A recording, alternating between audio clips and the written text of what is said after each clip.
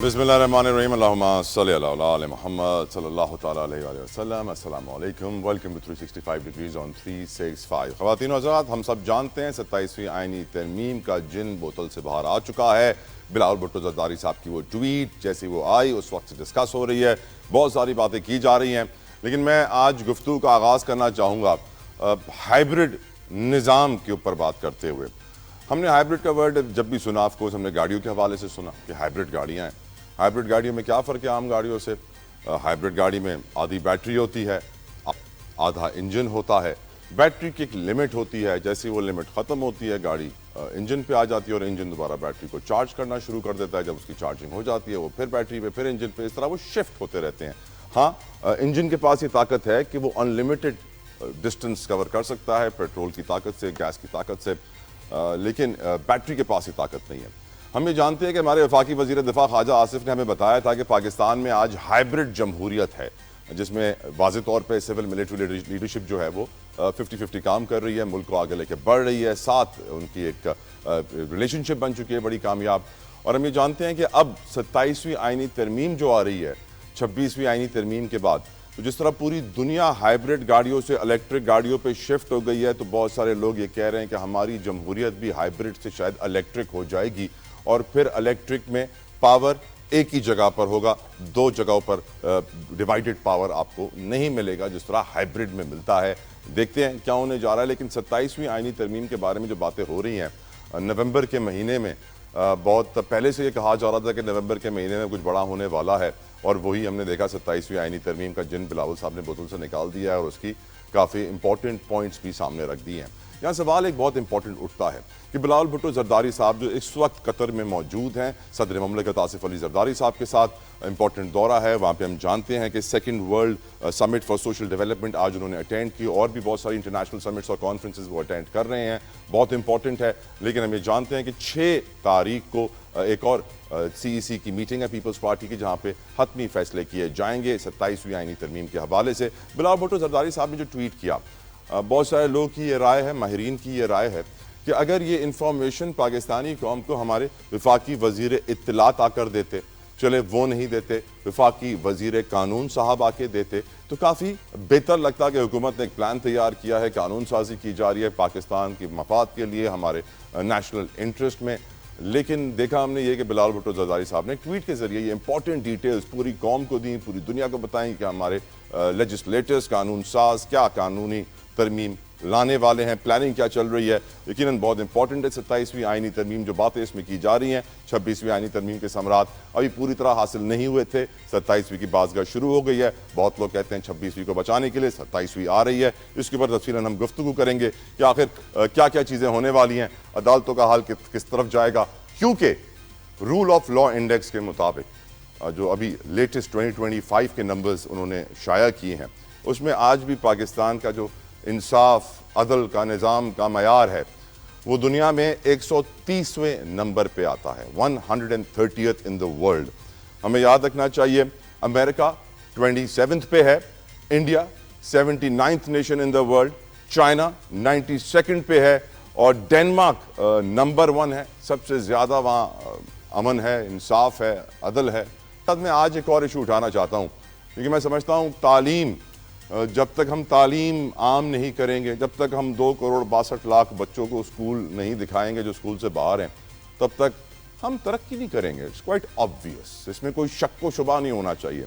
लेकिन आज जब मैंने वज़ीर आला सिंध की एक बयान देखा, एक गुफ्तगू सुनी, एक तकरीब से वो खिताब कर रहे थे जिसमें वो कहते हैं कि पाकिस्तान में ऐसी भी यूनिवर्सिटियाँ हैं जिनके वाइस चांसलर्स करप्ट हैं, बदउनवान हैं, सबूत मौजूद हैं। वज़ीर आला को पता है, सब कुछ मालूम होने के बावजूद वज़ीर आला साहब उन वाइस चांसलर्स को अपनी ड्यूटी से, नौकरी से फारिग नहीं कर सकते, उनके खिलाफ कोई एक्शन नहीं ले पा रहे हैं। तो मैं सोचने पर मजबूर हुआ कि क्या वजह है कि 26वीं आइनी तरमीम, 27वीं आइनी तरमीम में ऐसी कोई तरमीम नहीं आ रही जिससे हमारे वज़ीर आला साहब के पास वो ताकत आ जाए, जिससे वो करप्ट वाइस चांसलर्स को अपनी नौकरियों से फारिग कर सकें। तालीम का मयार बहुत ज़रूरी है।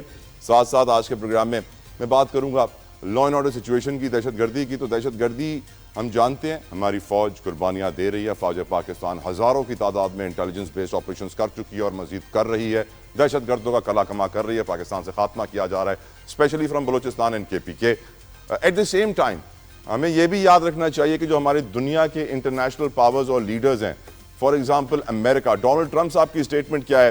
آج وہ کہتے ہیں کہ ہمارے پاس اتنے ایٹم بم موجود ہیں کہ ہم پوری دنیا کو تباہ کر سکتے ہیں. صرف پوری دنیا کو تباہ نہیں کر سکتے، پوری دنیا کو 150 مرتبہ تباہ کر سکتے ہیں. امیجن کیجئے ان کا غرور، تکبر اور ان کی ویپنائزیشن. امریکہ دنیا میں سب سے زیادہ ہتھیار بیچنے والا ملک ہے اور ہم یہ جانتے ہیں کہ اس وقت اس کے پاس کتنے ہتھیار ہیں. چائنا کلیم کرتا ہے ہائیڈروجن بم جو دنیا میں کسی کے پاس نہیں ہے.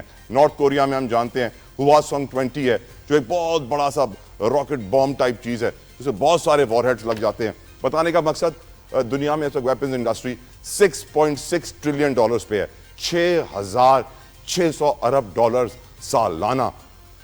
اگر یہ جنگیں ختم ہو گئی تو ہتھیار کیسے بکے گا؟ ہتھیار بکے گا نہیں تو پھر کیسے کاروبار چلے گا؟ اس لیے جنگیں ہونی ہیں، ہتھیار استعمال ہونا ہے. خیر، گفتگو کا آغاز کرتے ہیں. بہت ساری چیزیں میں آج ڈسکس کرنا چاہتا ہوں اپنے پروگرام میں. The discussion. میرے ساتھ موجود ہیں پاکستان پیپلز پارٹی کے سینئر رہنما، ماہر قانون، کسی تعارف کے محتاج نہیں ہیں، قادر خان مندوخیل صاحب. السلام علیکم، thank you so very much for your time. میرے ساتھ موجود ہیں غزالہ سیفی صاحبہ فرام پاکستان تحریک انصاف. بہت بہت شکریہ غزالہ صاحبہ آپ کی قیمتی وقت کے لیے، جزاک اللہ خیر. PMLN سے میرے ساتھ موجود ہیں عظمیٰ کاردار صاحبہ. عظمیٰ صاحبہ السلام علیکم، تھینک یو آپ کی قیمتی وقت کے لیے. آپ سے میں شروع کرنا چاہوں گا عظمیٰ کاردار صاحبہ آج کی گفتگو. کیا ہی بھلا ہوتا کہ 27ویں آئینی ترمیم کے یہ پوائنٹس، یہ ڈیٹیلز ہمارے فیڈرل منسٹر فار انفارمیشن پاکستانیوں کو دیتے، ہمارے فیڈرل منسٹر فار لا پاکستانیوں کو دیتے، لیکن بلاول بھٹو زرداری صاحب نے یہ ڈیٹیلز پوری قوم کے سامنے رکھ دی. What do you think can be the reason behind it? Uzma Kardar صاحبہ. جی بسم اللہ الرحمن الرحیم. بڑا تھاٹ پرووکنگ آپ نے سوال کیا ہے اور میں بھی کل سے یہی سوچ رہی ہوں. اس کا جواب جو ہے وہ میرے خیال میں آئندہ دنوں میں ہمیں مل جائے گا جب ان کی CEC کی میٹنگ ہوگی. مطلب پرائم منسٹر جب گئے اور اپنی ہائی لیول ڈیلیگیشن کے ساتھ بلاول سے ملاقات کی، 27th امینڈمنٹ کے متعلق ساری تفصیل سے گفتگو ہوئی اور ان کی سپورٹ مانگی گئی، تو مجھے نہیں معلوم کہ یہ اس کو پبلک کرنا چاہیے تھا کہ نہیں کرنا چاہیے تھا. بلاول صاحب نے کیا ان کو بتایا تھا PM صاحب کو کہ جی میں اس کو ایکس پہ جا کے تو میں پبلک کر دوں گا؟ کیونکہ ابھی تو دیکھیں شروعات ہے، ابھی تو یہ ڈیبیٹ اور ڈسکشن ہونی ہے، بہت ساری اس میں چیزیں اوپر نیچے رد و بدل ہونی ہے. اس طرح تھوڑی کوئی ایک امینڈمنٹ آ سکتی ہے. ایک آئینی ترمیم آتی ہے 2/3 میجورٹی اور بہت ڈیلیبریشن، بہت یعنی کہ اس میں آپ کو دیکھنا پڑتا ہے، سوچنا پڑتا ہے. ایک آئین کو آپ امینڈ کر رہے ہیں تو یہ اگر انہوں نے ٹویٹ کر ہی دیا ہے تو آئی سپوز اب اس کو اصولاً تو جو ہے یہ تب پبلک ہونا چاہیے تھا جب کنسنسس بلڈ اپ ہو رہا ہوتا یا ہو جاتا. مجھے تو لگتا ہے تھوڑا پری میچور کر دیا ہے بلاول صاحب نے، کیونکہ ہماری ابھی تک ہماری طرف سے تو کوئی اسٹیٹمنٹ نہیں آئی. میں نے رانا ثناء اللہ سے جب بات کی تھی انہوں نے بھی بس یہی کہا کہ اگر کوئی حکومت سمجھتی ہے کہ کوئی امینڈمنٹ ضروری ہو گئی ہے آئین میں اور اگر ان کے پاس 2/3 میجورٹی ہے تو پھر اس میں کوئی قباحت نہیں ہے. چلیں اب اس سوال کا پارٹ بھی عظمیٰ صاحبہ، do you think Bilawal Bhutto Zardari صاحب خود آگے بڑھ کے اس وقت شاٹ کھیل رہے ہیں یا آپ کو لگتا ہے کہ بلاول بھٹو زرداری صاحب کسی کے کہنے پر آگے بڑھ کے شاٹ کھیل رہے ہیں؟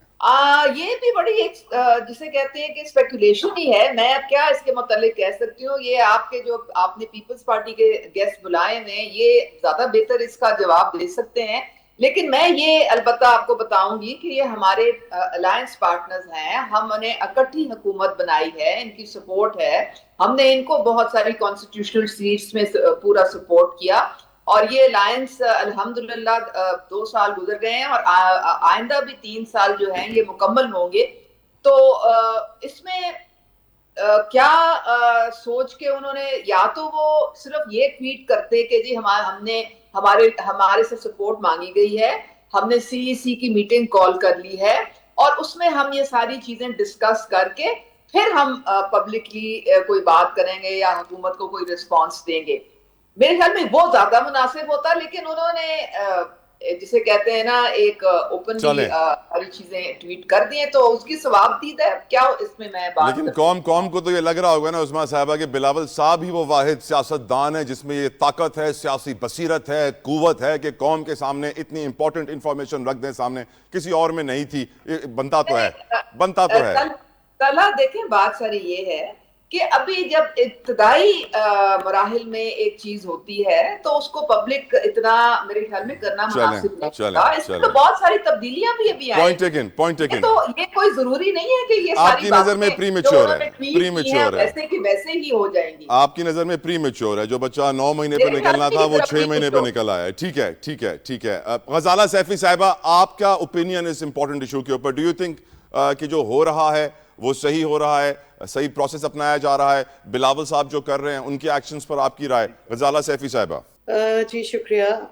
یہ اہم موضوع ہے، اور کیونکہ کسی بھی آئینی ترمیم کا ہونے کے لیے ضروری ہوتا ہے کہ سب کو اس کا کنسینٹ لیا جائے، نہ صرف یہ کہ جو پارٹیاں اس وقت حکومت میں ہیں وہ، بلکہ جو اپوزیشن میں ہیں ان کو بھی اس کا کنسینٹ لینا چاہیے، اور بغیر کنسینٹ کے پارلیمانی پارٹیز کے کسی بھی چیز کو چھپ کے خفیہ طور پہ پیش کرنا اور خاموشی سے ایک میٹنگ کر کے اپنے عندیہ لینا میرے خیال میں مناسب نہیں تھا، جس کو بلاول زرداری صاحب نے صحیح طور پہ لوگوں تک پہنچایا ہے، اور یہ ڈیبیٹ اوپن ہوئی ہے، یہ پبلک ڈیبیٹ بھی ہوگی اب اور پارلیمانی ڈیبیٹ بھی ہوگی، کیونکہ جو اہم معاملات ہوتے ہیں جیسے 26ویں ترمیم کا معاملہ ابھی تک زیر بحث ہے عوام کے اندر کہ وہ اس قدر جلد بازی میں اور اتنی جلدی سے لوگوں کے اوپر اس کو ڈالا گیا، وہ کسی طرح سے بھی کسی بھی حکومت کے لیے فائدہ مند ہوگا ہر دفعہ،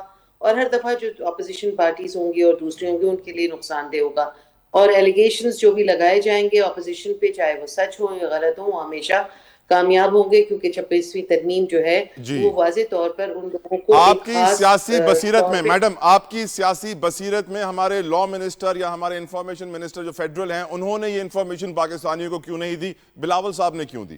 وہی تو میں نے آپ سے کہا نا، خفیہ طور پہ یہ آپس میں اپنا عندیہ لے رہے تھے پاکستان پیپلز پارٹی سے، اور پاکستان پیپلز پارٹی کے جو کو چیئر پرسن ہیں بلاول بھٹو صاحب، انہوں نے اپنے طور پہ میرے خیال میں ان کے لیے تو یہ اچھا نہیں ہوا، مگر پاکستان کے حق میں یہ بہتر ڈو ہوا یو ہے کہ تھنک کہ بلاول صاحب نے بیک سٹیپ کیا ہے نون لیگ کو؟ ایک ایسی بلی جو ہے وہ تھیلے سے باہر نکل آئی ہے، اور اب سمجھ میں نہیں آ رہا ہے پی ایم ایل این کے کہ وہ بلی تھیلے سے کیوں باہر نکالی گئی، حالانکہ اس بلی کو تھیلے سے نکلنا چاہیے ہی ہے، تاکہ نہ صرف یہ کہ جو پارٹیز جو گورنمنٹ میں ہیں اور جو الائنس میں ہیں ان کو پتا ہو، بلکہ وہ پارٹیز جو ان کے الائنس میں نہیں ٹھیک، ہیں اور اپوزیشن میں، وہ بھی اس سے بہرور ہو جائیں۔ بالکل ٹھیک، بالکل ٹھیک۔ مندو خیل صاحب کی طرف آتے ہیں کیونکہ وہ بہت سارے میرے سوالوں کا جواب دینا چاہتے ہیں، میں چاہوں گا، اور وہ ہمیشہ اچھے سے جواب دیتے ہیں، مجھے سمجھاتے ہیں اچھے طریقے سے۔ مندو خیل صاحب، کیوں فیڈرل منسٹرز کی جگہ بلاول صاحب نے انفارمیشن شیئر کی ہے؟ کیا بلاول صاحب خود فرنٹ فٹ پہ کھیل رہے ہیں یا کوئی انہیں کہہ رہا ہے کہ آگے بڑھ کے فرنٹ فٹ پہ کھیلو؟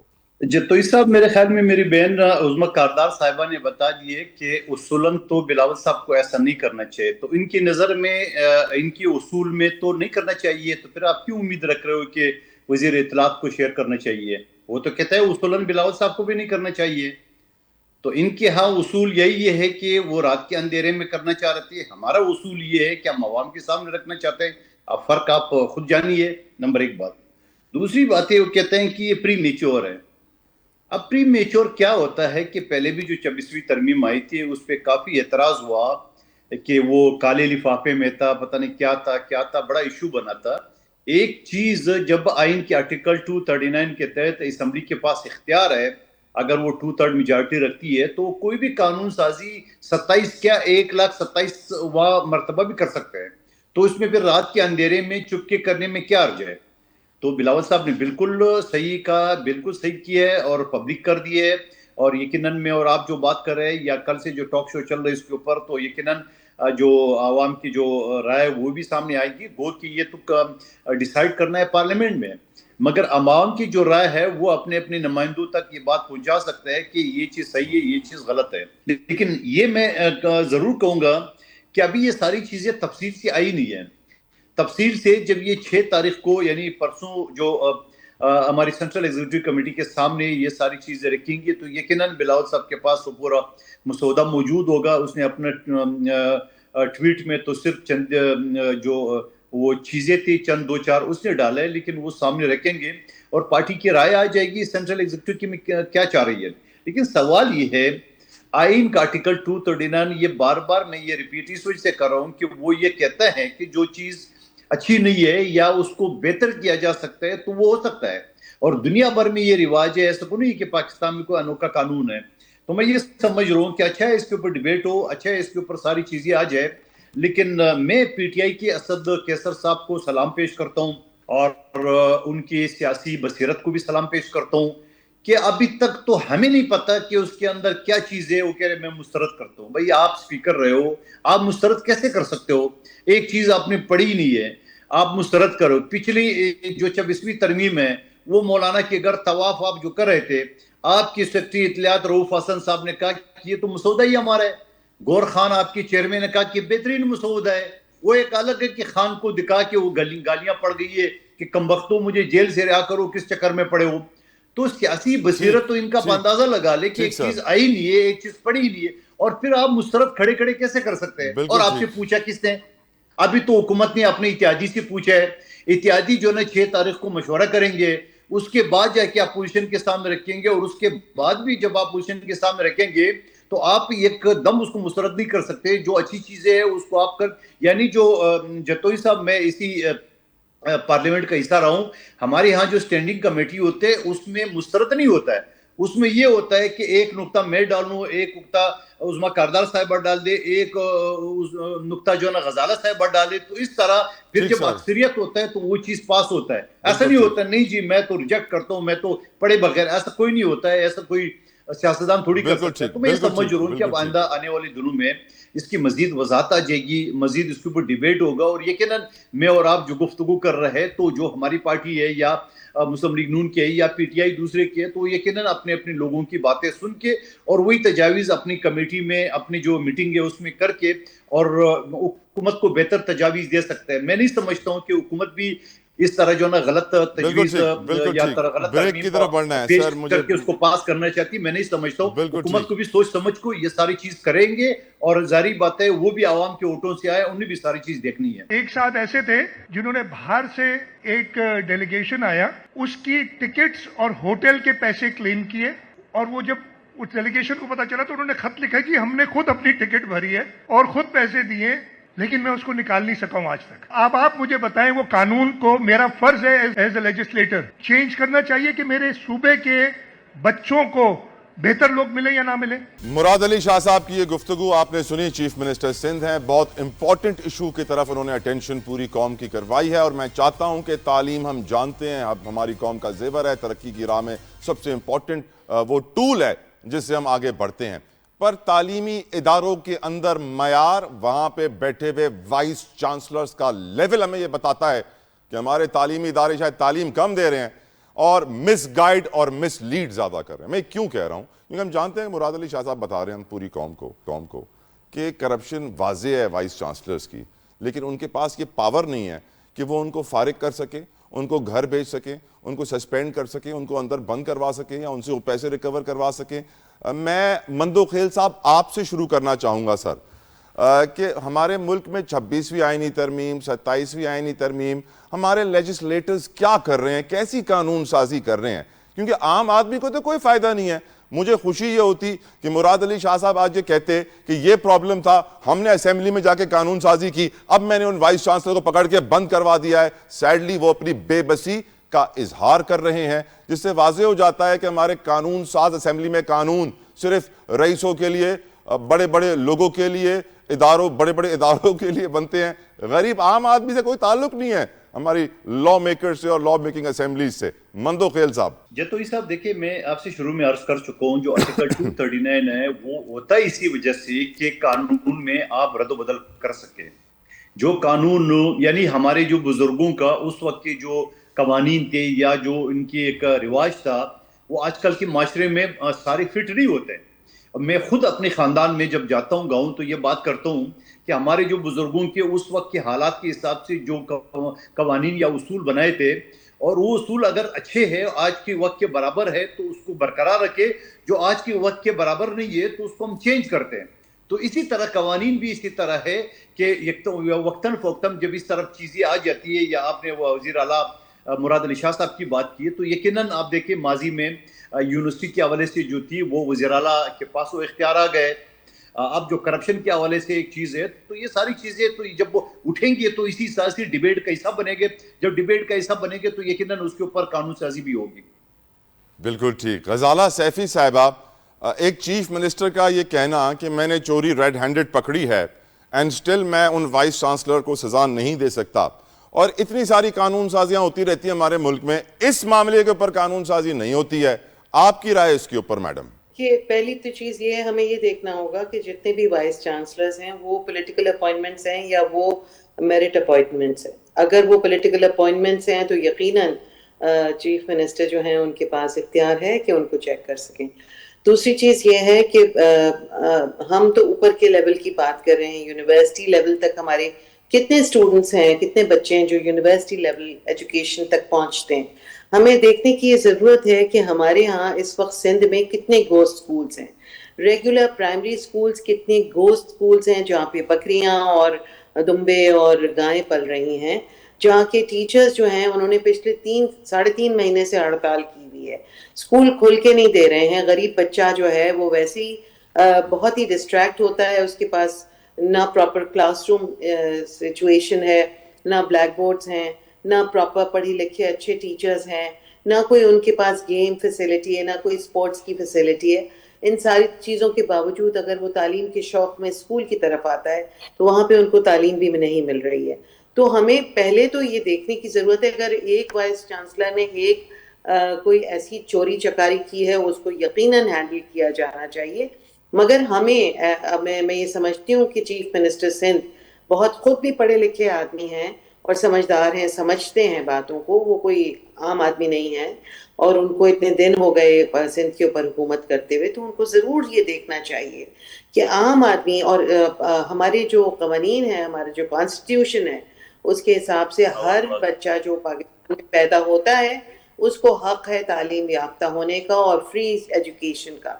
تو اگر رائٹ فار فری ایجوکیشن ہر بچے کو ہے تو ہمارے وہ بچے جو کہ اسکول جانے کے لیے تیار بیٹھے ہیں، وہ اتنے ہزاروں لاکھوں بچے سندھ میں آؤٹ آف اسکول ہیں، اور پھر ان کو واپس بھیجنے کے لیے کیا ترکیب کی جا رہی ہے اس پہ بھی ہمیں دیکھنا پڑے گا. کیونکہ اگر ہمارے پاس ایک لارج نمبر آف پیپل جو کہ تعلیم سے دور ہوں گے تو ہم ان کو کہاں انڈکٹ کریں گے؟ بالکل ٹھیک غزالہ صاحبہ، بالکل ٹھیک. Let me take this discussion towards Uzma Kardar صاحبہ، کیونکہ ایجوکیشن ان کے بھی دل کے بہت قریب ہے. عظمیٰ صاحبہ، ایک چیف منسٹر کا یہ اعتراف کرنا کہ میں ایک وائس چانسلر کو اس کے عہدے سے نہیں ہٹا سکتا ایون دو کہ میں نے اس کی چوری پکڑ لی ہے، پھر ظاہر سی بات ہے میں غزالہ سیفی صاحبہ کی باتوں کو یقین مانوں گا، صحیح مانوں گا کہ کیونکہ ہمارا چیف منسٹر ایک وائس چانسلر کو چوری پکڑنے کے بعد بھی سزا نہیں دے سکتا، تو پھر ان چھوٹے چھوٹے چوروں کو کیا سزا دے گا؟ عظمیٰ کاردار صاحبہ. جی طلحہ، دیکھیں ہر چیز جو ہے اس کا ایک پروسیجر ہوتا ہے، ایک سسٹم ہوتا ہے. اگر کسی کی کوئی چوری یا ایمبیزلمنٹ یا ناقص کارکردگی پکڑی گئی ہے جس کی وجہ سے نقصان ہو رہا ہے ایک انسٹیٹیوشن کو یا اس کے اسٹوڈنٹس کو، تو اس کے خلاف ایکشن انیشیٹ کیا جا سکتا ہے. میرے خیال میں فوراً جو ریموول ہے وہ تو کہیں بھی نہیں ہوتا نا، آپ کو کوئی نہ کوئی جو کیس ہوتا ہے اس کے رولز کے مطابق آپ کو چلنا پڑتا ہے. یہاں پہ پنجاب میں تو وائس چانسلر جو لگائے جاتے ہیں وہ چیف منسٹر کی ثوابدید سے لگوائے جاتے ہیں، اور ان کو بہت سختی سے اسکروٹنائز کیا جاتا ہے، اور جو بہت ایک جن کی جو کلیئر ان کی ساری پیچھے ہسٹری ہے اور ان کی کوالیفیکیشن اور کمپٹنس میں بھی کوئی سوالیہ نشان نہیں ہے، انٹیگریٹی بھی ہے، ان کو لگایا جاتا ہے. کیونکہ یہ بہت امپورٹنٹ ہے، یہ آپ کے بچوں کے فیوچر کا، آپ کے ملک کے فیوچر کا یہ سوال ہے، اور یہ ہائر ایجوکیشن میں تو اور بھی زیادہ اس کو آپ کو ایک تنقیدی نگاہ سے اور ایک ڈیٹیل سے آپ کو دیکھنا پڑتا ہے. تو پنجاب میں تو یہ سچویشن نہیں ہے. اب اگر سندھ میں یہ ہے تو چیف منسٹر صاحب کو چاہیے کہ وہ تھوڑے سے دوبارہ رولز کو زیر غور لائیں, اور اگر ان میں کوئی چینج کرنے کی ضرورت ہے جس میں ان کی پاور بڑھ سکتی ہے تھوڑی اس پوائنٹ آف ویو سے, تو پھر ضرور رولز اینڈ ریگولیشنز جو ہیں وہ ان کو ریویو کریں. اور جو بلاول صاحب نے اپنی ٹویٹ میں میڈم ایک اور بات کہی تھی تعلیم کے حوالے سے, کہ تعلیم کا وہ شعبہ ہے جو واپس اب وفاق کو جائے گا, جو 18ویں ترمیم سے صوبوں کو گیا تھا, اور جو اطلاعات ہمیں اندر سے آ رہی ہیں وہ یہ آ رہی ہیں, جو سلیبس کا سسٹم ہوتا ہے جو ڈیفائن کرتا ہے کہ یہ سلیبس ہوگا اس والی ڈگری کے لیے, وہ وفاق کو واپس بھیجا جا رہا ہے. اس سے واضح ہو جاتا ہے کہ صوبوں میں جو منتقلی ہوئی تھی اس سے نقصان ہوا, اور اب واپس بھیج کے اس کی کریکشن کی جا رہی ہے. تعلیم کا معیار اوور آل پاکستان میں آپ جانتی ہیں میڈم, پڑھا لکھا ہم اسے کہتے ہیں جو صرف اپنا نام لکھ سکے اور پڑھ سکے اپنا نام, تو اندازہ کیجئے پڑھے لکھے جاہل کتنے ہیں ہمارے اس ناقص تعلیمی معیار کی وجہ سے. عظمیٰ صاحبہ, تو آپ اگری کریں گے اس بات پہ کہ 18ویں ترمیم کو ریورس کیا جا رہا ہے ایک طریقے سے تعلیم کو بچانے کے لیے؟ دیکھیں, میں تو خود ایک ایجوکیشنسٹ ہوں اور میرا 25 سال کا تجربہ ہے, ٹھیک ہے. میں نے یہ اسٹڈی کی ہوئی ہے پوری دنیا میں, اور جو ایک سلیبس ہوتا ہے نا وہ ایک پالیسی گائیڈ لائن اور ایک جو آپ کا پورا نقطہ نظر, ایک نیریٹو جو ہوتا ہے, قومی نیریٹو, نیشنل نیریٹو جو ہوتا ہے, وہ ایک ہونا بہت ضروری ہے. وہ یہ نہیں ہو سکتا کہ ہر صوبہ اپنا علیحدہ بنا کے نظریہ تو وہ آگے پیش کرنا شروع کر دے. You have to have one policy, one guideline, اور ایک ہمارا جو ہے وہ پورا نیشنل سلیبس ہونا چاہیے. آگے جو ڈپارٹمنٹس کی ایکسیکیوشن ہے, مطلب اسکولوں کا دیکھنا, انفراسٹرکچر, کوالٹی آف ٹیچنگ, ساری باقی جو چیزیں ہیں, وہ مجھے میرے تو خیال میں وہ صوبوں کے پاس ہی رہنی چاہیے, کیونکہ وہ ان کے اس میں آتا ہے, وہ زیادہ بہتر طریقے سے ان کو مانیٹر بھی کر سکتے ہیں, دیکھ بھی سکتے ہیں, رادر دین کہ آپ اس کو فیڈرل ٹیریٹری میں صرف ایک سلیبس کو الائن کرنے کے لیے آپ وہ ان کے حوالے کر دیں. اور باقی جو ہے میرے خیال میں as far as I am concern, جو میں ایک ایجوکیشنسٹ ہوں, جو ڈے ٹو ڈے ایگزیکیوشن ہے وہ صوبوں کے پاس ہی رہنی چاہیے, کیونکہ وہ اس کو بہتر طریقے سے دیکھ سکتے ہیں. غزالہ سیفی صاحبہ, آپ کی رائے میڈم؟ جی, میں یہ سمجھتی ہوں کہ جہاں تک صوبوں کے پاس 18ویں ترمیم کے بعد ایجوکیشن اور ہیلتھ بھی ان کے پاس ہے, تو جب ایجوکیشن اگر ہر صوبہ اپنے اپنے پرائم منسٹر یا اپنے چنیدہ لیڈر سے بھی ریلیٹڈ کوئی سلیبس ایک اہم چیز ہے, یقیناً ایک اہم چیز ہے. اور میں بھی ایجوکیشن سے وابستہ رہی ہوں بہت سال اس کراچی شہر میں ہی, اور میرے بچے بھی الحمدللہ ٹاپ سکولز میں پڑھے ہیں, اور میں نے ان کے سلیبس سے, ان کی انڈرسٹینڈنگ سے, کیونکہ ہم بھی ایک گروپ کا حصہ رہے جہاں پہ سلیبس تیار ہوتا تھا, تو میں یہ سمجھتی ہوں کہ سلیبس یقیناً ایک اہم رول پلے کرتا ہے بچوں کی ڈیولپمنٹ میں, مینٹل ایبلٹی کو انہانس کرنے کے لیے, اور ان کو ہسٹوریکل فیکٹ کو صحیح طور پہ پیش کرنے کے لیے. مگر اگر ایجوکیشن 18ویں ترمیم کی وجہ سے صوبوں میں منتقل ہوا تو اس میں پھر ہم نے یہ دیکھا بغیر کسی میرے خیال میں اس کو برا مانے ہوئے کہ پنجاب میں اس کو اس طرح سے استعمال ہوا ہے پولیٹیکلی, اور پولیٹیکلی صوبے میں استعمال ہونا کسی بھی سلیبس کو ایک اچھی طرح سے نہیں دیکھا جاتا, جہاں پر اور بہت سارے اچھے ریفارمز ہو رہے ہوں, ایجوکیشن بہتر طور پہ چل رہی ہو, اور لوگ جو ہیں وہ تعلیم حاصل کر کے آگے بڑھ رہے ہوں. تو میرے خیال میں syllabus is definitely a tool of learning and آگے بڑھنے کا ایک طریقہ ہے, ایک اچھا سلیبس جو ہے وہ آگے لے کے جاتا ہے.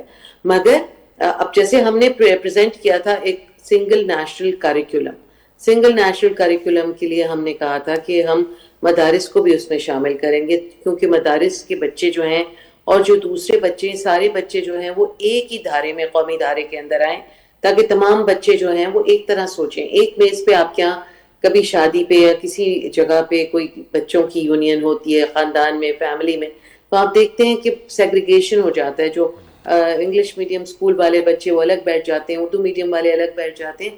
تو سنگل نیشنل کریکولم پریزنٹ کرنے کا اصل مقصد یہی تھا کہ سارے لوگ ایک قومی دھارے میں آئیں, سارے بچے, اور سب ایک طرح سے آگے بڑھیں اور ایک ہی سوچ لے کے آگے بڑھیں. اور اس میں کوئی اس کے جب سب بچے ساتھ بیٹھیں مختلف اسکول سے, اور تو ان کی جو ایبلٹی ہو اور ان کا انٹلیکٹ ہو وہ ایک لیول پہ آئے, اسپیشلی جب وہ 5ویں 6ٹھی 7ویں جماعت تک پہنچے. تو بہت بہت شکریہ، بہت بہت شکریہ، پوائنٹ ٹیکن، بہت بہت شکریہ غزالہ سیفی صاحبہ، بہت بہت شکریہ عظمیٰ کاردار صاحبہ، بہت بہت شکریہ قادر خان بندوق۔ ہم جانتے ہیں سیکیورٹی فورسز کی کامیاب کارروائیاں جاری ہیں، انٹیلیجنس بیسڈ آپریشن اس وقت جاری ہیں، ہزاروں کی تعداد میں ہو چکے ہیں، دہشت گردوں کو پیچھے ہٹنے پر مجبور کر دیا، ان کا کلا کما کیا جا رہا ہے، لیکن ہم ایٹ دی سیم ٹائم یہ بھی جانتے ہیں کہ انٹرنیشنل ورلڈ پاورز اور ورلڈ لیڈرز، چاہے وہ ڈونلڈ ٹرمپ ہو، چاہے وہ نارتھ کوریا ہو، چاہے وہ چائنا ہو، سب نے بڑے بڑے بم تیار کیے رکھے ہیں۔ ڈونلڈ ٹرمپ نے تو یہاں تک کہہ دیا کہ میں 150 مرتبہ دنیا کو تباہ کر سکتا ہوں، میرے پاس اتنے ایٹم بم ہیں۔ گفتگو کریں گے، میرے ساتھ موجود ہے بریگیڈیئر ریٹائرڈ غضنفر علی صاحب، کسی تعارف کے محتاج نہیں ہے، سینئر ڈیفنس اینالسٹ ہے۔ بہت بہت شکریہ بریگیڈیئر صاحب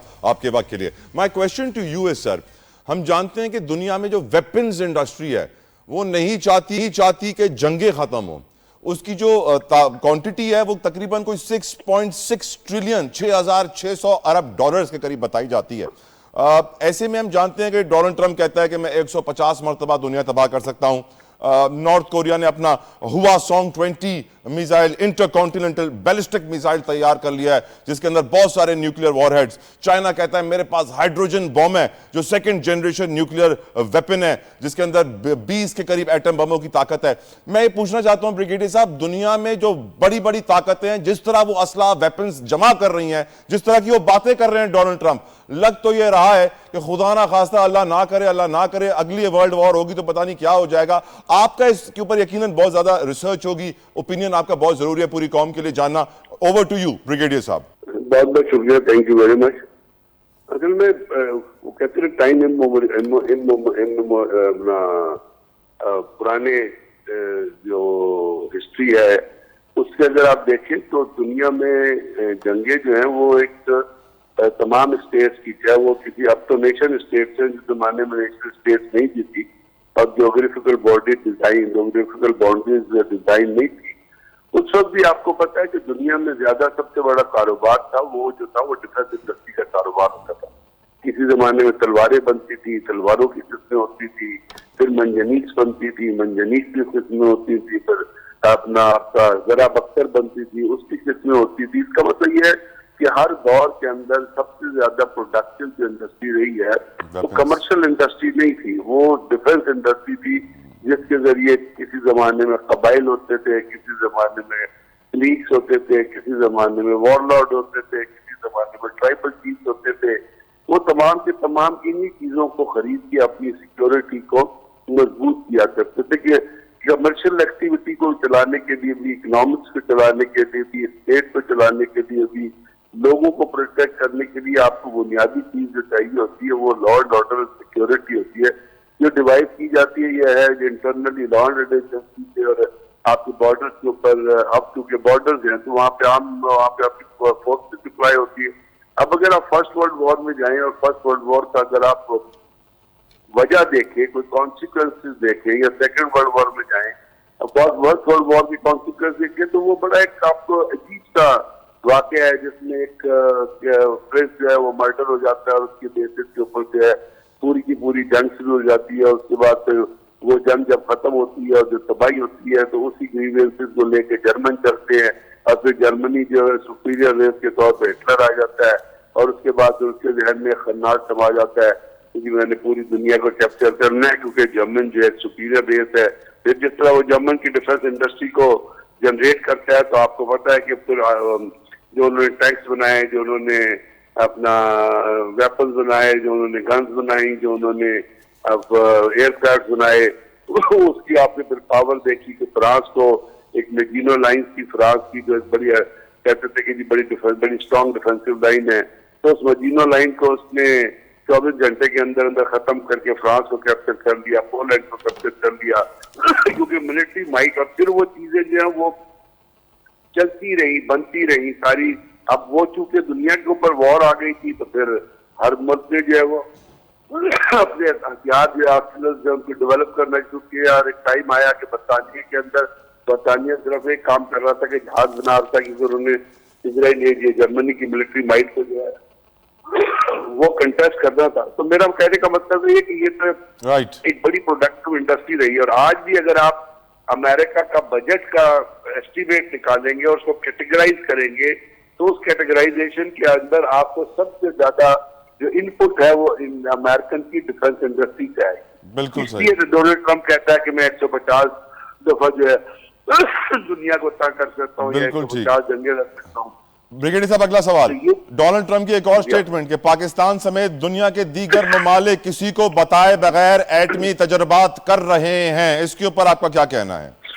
जी हाँ, बिल्कुल मैं एग्री करता हूँ कि आपको पता है इसमें एक चीज फर्क है छोटा सा, कि जो नॉर्थ कोरिया जो टेस्ट करता है वो तो ऐलान करके टेस्ट करता है, चाहे वो इंटरकॉन्टिनेंटल बैलिस्टिक मिसाइल बना रहा हो, चाहे वो बैलिस्टिक मिसाइल बना रहा हो, लेकिन बाकी ममालिक भी जो है वो इस प्रोसेस के अंदर लगे हुए हैं। अब देखना ये है कि न्यूक्लियर टेस्ट के अंदर कौन से टेस्ट हैं जो किए जा रहे हैं। एक तो आपने देखा ना, जो सेकेंड वर्ल्ड वॉर के अंदर जो न्यूक्लियर बॉम्ब 2 जगह पे अमेरिकन ने गिराए थे और उनकी आपने डिस्ट्रक्शन पावर देखी कि आज तक दुनिया में यूक्रेन के अंदर आज तक जो है वो बच्चे पैदा हो रहे हैं। जी हाँ सर। तो अब इसके बाद जो हो रहे हैं, अब तो आपने खुद ही कहा कि 5th जनरेशन हाइड्रोजन बॉम्ब और प्लूटोनियम बॉम्ब और सेंट्रीफ्यूज मेथड और उसके बाद रेडिएशन के जरिए और आइसोटोप के कौन कौन सी चीजें आ गई है जिन्होंने। अब ब्रिगेडियर साहब एक मुश्किल सवाल, अब मुझे अपने नबी करीम मोहम्मद मुस्तफ़ा सल्लल्लाहु ताला अलैहि वसल्लम का वो आलीशान फरमान याद आ रहा है कि उन्होंने फरमाया था कि आखिरी जंग घोड़ों पे होगी, तलवारों पे होगी। ये तो मुझे लग रहा है कि खुदा ना खास्ता वो दिन आ ही ना जाए कि जब भी सारे इनमें से कोई एक बम भी चल जाए तो फिर सब खत्म ही हो जाएगा। जी हाँ, बिल्कुल हो जाएगा। और इसके साथ एक और भी चीज है जो कहा गया था कि दुनिया के अंदर इस जंग में इतनी तबाही होगी कि 2 कमरे या 2 अपना ऊपर उड़ रहे होंगे तो उनको कहीं जगह उतरने की जगह नहीं मिलेगी, 2 परिंदे उड़ रहे होंगे क्योंकि हर जगह लाशों के ढेर लगे हुए। तो आप खुद ही आपने कहा ना, इमेजिन करें कि अब फिर हाइड्रोजन बॉम्ब चल जाता है या उसके बाद मिसाइल कितने तजर्बे हो रहे हैं, जो एक मिसाइल के अंदर कितने सारे आप जो आर्सेनल और कितने सारे आप फ्यूजेस और कितने सारे आप डेटोनेटर्स और कितने सारे बम और कितने सारे फर्दर वो कैरी करते हैं, तो उसकी वो जब अगर वो एक चल जाता है और जब उसकी और उसके बाद सबसे बड़ी बात जो दुख की बात ये है ना कि जो दुनिया के लीडरान हैं जिनको आप लीडर कहते हैं, जो ममालिक को लीड कर रहे हैं, जैसे अगर आप पाकिस्तान का और इंडिया की अगर एक मिसाल लेने तो इंडिया के अंदर इसमें जो लीडरशिप बैठी हुई है उसका डिफेंस मिनिस्टर ने आपको पता पिछली दफा एक बयान दिया है कि हम नो फर्स्ट यूज पॉलिसी जो अलग वो सिग्नेटरी को खत्म कर रहे हैं।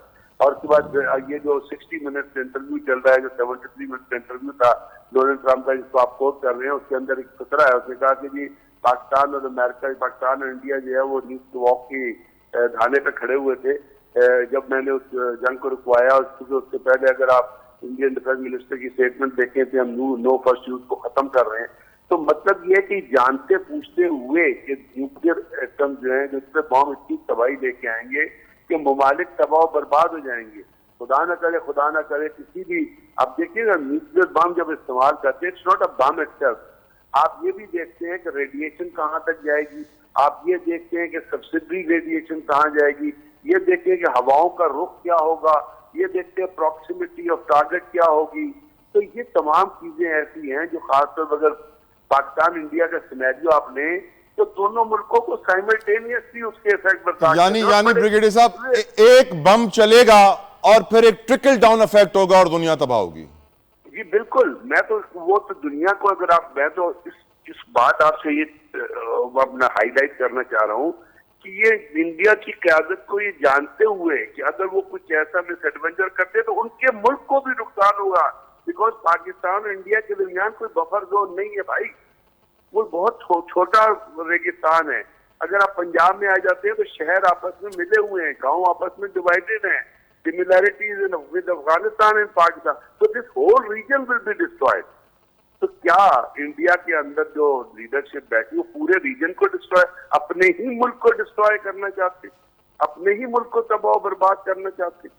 ये मुझे लॉजिक जो है ये it doesn't appeal to me, समझ नहीं आता कि क्यों इतना वॉर हिस्टेरिया जो है वो भारत की जो लीडरशिप है उसके अंदर इतना वॉर हिस्टेरिया क्यों डेवलप हुआ, वो चाहते क्या है? ब्रिगेडियर साहब before I let you go आखिरी मिनट्स में आप बचे हैं, मैं चाहूंगा कि आप पाक अफगान सिचुएशन के ऊपर भी कमेंट कर दें क्योंकि आप जानते हैं कि डेली की बुनियादों पर कितने इंटेलिजेंस बेस्ड ऑपरेशंस हो रहे हैं सर।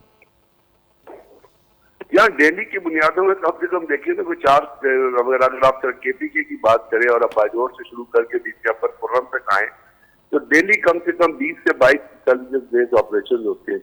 ابھی ایک اور DGISPR نے بڑی امپورٹنٹ چیز آپ کو بتائی تھی کہ پاکستان کوشش کر رہا ہے کہ بنیر اور سرا کے علاقے میں جہاں پہ یہ پوسٹ کی کاشت کرتے ہیں اور وہ ڈائریکٹلی جو ہے وہ پھر اس کے جو انکم ہوتی ہے وہ دہشت گرد تنظیموں کو اور یہ طالبان جو ہیں اور یہ پاکستان کی سائٹ اسمگلر استعمال کرتے ہیں, پاکستان اس کو بھی تباہ کرنے کی کوشش کر رہا ہے تاکہ وہاں سے پروڈکشن جو ہے, کیونکہ یہ بڑا اوپیم کی پروڈکشن جب امریکن فورسز افغانستان میں تھی تو یہ ٹرپل ٹائم ہو گئی تھی, بیکاز وہ آپ کو پتا ہے اس سے ایک بہت مشہور مضمون آیا تھا CIA کے بارے میں کہ نارکوٹکس اور ٹیررزم.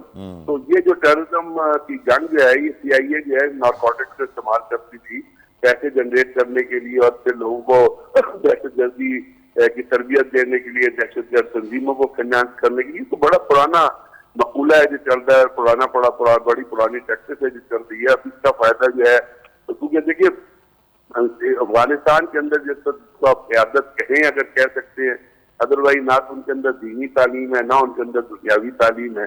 تو ان کا ایک ٹنل ویژن ہے 6x6 کے ویژن کے اندر وہ رہتے ہیں. تو وہ لیکن ان کو اتنا ضرور پتا ہے کہ اسمگلنگ کرو, ہیروئن کاشت کرو, آئس کاشت کرو, دنیا کو تباہ کرو, اس سے پیسے کماؤ. یہ وہ سارے ملے جانتے ہیں جو افغانستان کے اندر بیٹھے ہوئے. بہت بہت شکریہ, بہت شکریہ بریگیڈیئر اٹارنی صاحب آپ کے قیمتی وقت کے لیے. ویوز پروگرام کا وقت تمام ہوتا ہے. اپنا فیڈ بیک سوشل میڈیا پہ ضرور دیجیے گا. اپنا خیال رکھیے گا. I'll see you tomorrow. Until then, اللہ حافظ.